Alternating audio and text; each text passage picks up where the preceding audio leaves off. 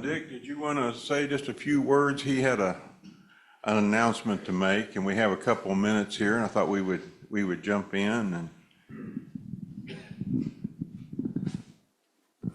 since we are safety and prevention folks, I thought I would just remind, because I've talked to a couple folks here who weren't aware, that we are having a state tornado drill in Kentucky next week on the 6th.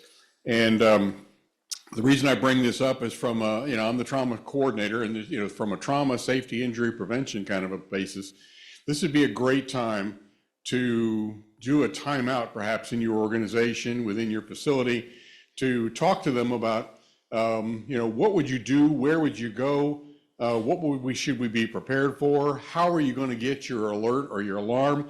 I can tell you, for those of you who aren't weather ambassadors, that might be a program to look at with the National Weather Service. Get involved with that. They've got training available at no charge. Do it online, and they can get you, particularly if you're in the emergency management world, you should already be on their list.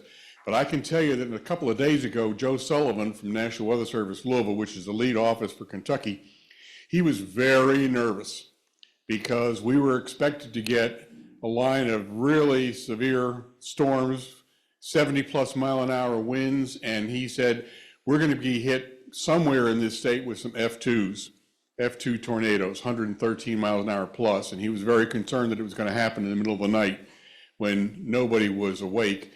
And how do people get their alarms? How do they get advised? And do they know where to go in their houses or in their businesses and safe? So what I'm suggesting is that here in Kentucky, the alert is going to be at 10:07 a.m. Eastern time. It'll be at 9:07 Central time. Now, I mentioned that it's in Kentucky.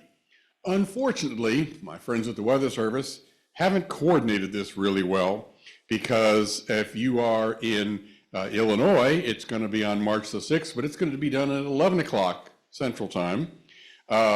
Hannah, you're in Indiana, or you're close to Indiana. You're in Owensboro, but you're right across the river.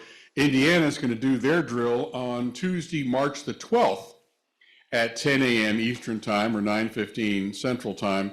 Ohio's going to do theirs on March the 20th if you're up from the northern part of the state.